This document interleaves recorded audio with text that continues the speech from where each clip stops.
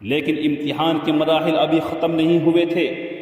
بیوی ہاجرہ سے حضرت ابراہیم علیہ السلام کے بیٹے حضرت اسماعیل علیہ السلام پیدا ہوئے۔ بڑھاپے کے عالم میں پہلی اولاد، پیری اور ضعیفی کا سہرا، آنکھوں کی ٹھنڈک اور دل کا سرور۔ حضرت ابراہیم علیہ السلام کو کیا خوشی نہیں ہوئی ہوگی؟ مگر اللہ کی طرف سے حکم ہوا کہ بیوی ہاجرہ اور بیٹے اسماعیل علیہ السلام کو وادی ذی زرع میں چھوڑ آؤ، یعنی اس جنگل و بیابان میں جہاں نہ کوئی آبادی ہے نہ آب و دانہ ہے، جو چٹانوں اور پتھروں کا دیس ہے، جہاں کھیتی باڑی کا سوال ہی نہیں، ریت ہی ریت، ریگستان ہی ریگستان دور تک پھیلا ہوا ہے، تا حد نگاہ کسی آدم ذات کا نہ نشان نہ پتہ ہے، مگر وہ وادی جو اللہ کی سب سے محبوب وادی تھی، جہاں حضرت ابراہیم اور حضرت اسماعیل علیہ السلام کو خانہ کعبہ کی تعمیر کرنی تھی، جہاں صفا مروہ پہاڑیاں ہیں، جہاں زمزم کا چشمہ ابلنا تھا، جس وادی کو ایک دن ساری دنیا کا مرکز نگاہ اور مرکز توجہ بننا تھا۔ ہاں وہی وادی جو دنیا کی سب سے مقدس وادی تھی، جہاں تجلیات الہی کا خاص فیضان تھا۔ کسی شاعر نے کیا ہی خوب کہا ہے، خدا کے حکم سے مرسل نے جب رختے سفر باندھا، جناب ہاجرہ نے دوش پہ لختے جگر باندھا۔ خدا کا قافلہ جو مشتمل تھا 3 جانوں پر، معزز جس کو ہونا تھا زمین و آسمانوں پر، چلا جاتا تھا اس تپتے ہوئے صحرا کے سینے پر، جہاں دیتا ہے انسان موت کو ترجیح جینے پر۔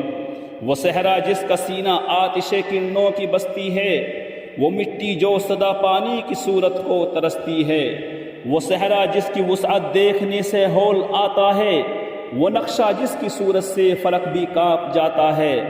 بالآخر چلتے چلتے آخری منزل پہ آ ٹھہرے، پے آرام زیر دامن پے آرام زیر دامن کوہ سفر ٹھہرے۔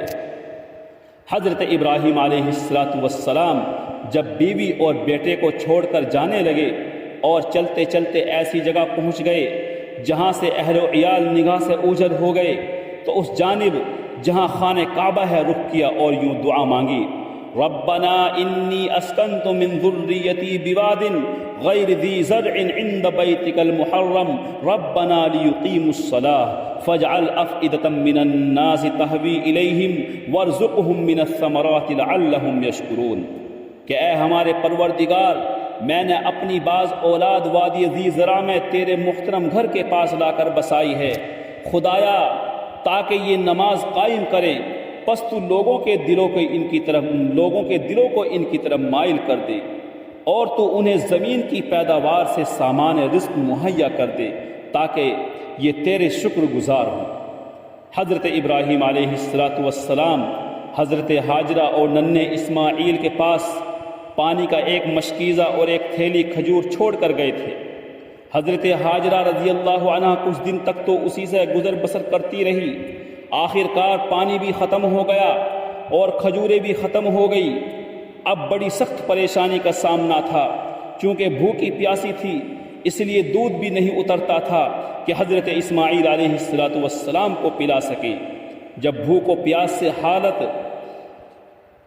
بگڑنے لگی اور ننھا اسماعیل بےتاب ہونے لگا، تو حضرت ہاجرہ رضی اللہ عنہ حضرت اسماعیل علیہ السلام کو وہیں چھوڑ کر قریب کی صفا پہاڑی پر چڑھ گئی کہ شاید کہیں پانی نظر آ جائے یا کوئی اللہ کا بندہ دکھائی دے، مگر کچھ نظر نہیں آتا تھا۔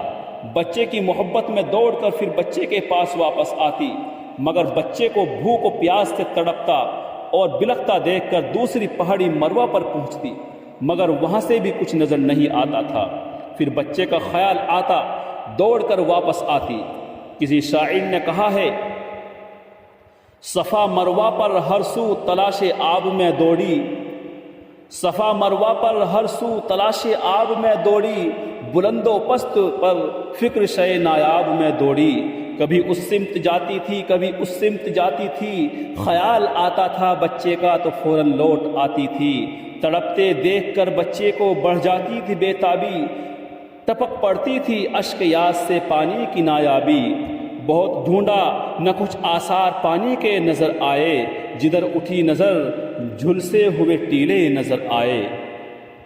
इसी तरह 7 मरतबा सफ़ा और मरवा के दरमियान हजरत हाजरा आई और गई। यही वो सुन्नत हाजरा है जिसे आज भी हाजी फरीज़ हज के दौरान अदा करते हैं और जिसे सई बैन सफ़ा वल मरवा कहा जाता है। आखिर में जब हजरत हाजरा रज़ी अल्लाह अन्हा मरवा पर थी तो कानों में एक आवाज़ आई जैसे कोई पुकार रहा है। कान लगाया तो आवाज़ आई कि ए हाजरा, तुम्हारी दर्द भरी सदा सुन ली गई है, जरा जाओ हजरत इस्माइल अलैहिस्सलाम के पास जाकर कुदरत खुदाबंदी का तमाशा देखो। हजरत हाजरा रज़ी अल्लाह अन्हा शीरखार हजरत इस्माइल के पास वापस आई तो देखा कि हजरत जिब्राइल अलैहिस्सलाम मौजूद हैं और जिस जगह नन्ना इस्माइल एड़िया रगड़ रहा था वहीं एक चश्मा शीरी जारी है। हजरत हाजरा रज़ी अल्लाह अन्हा जल्दी जल्दी उसके चारों तरफ बाड़ बनाकर उसे फैलने से रोकने लगी।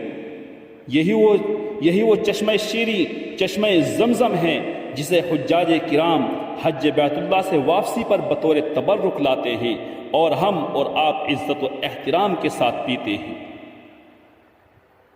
इसी दौरान अरब का एक कबीला बनी जिरहम इधर से गुजरा और वादी के करीब पड़ाव डाल दिया और हजरत हाजरा रज़ी अल्लाह अन्हा की इजाज़त से वहीं मुस्तकिल बूदो बाश इख्तियार कर ली, रहना सहना इख्तियार कर लिया। इस तरह ये वादी ज़ीज़रा आबाद हो गई और इंसानी कौमों की चहल पहल और खुशनुमा चिड़ियों की चहचहाहट हर तरफ सुनाई देने लगी।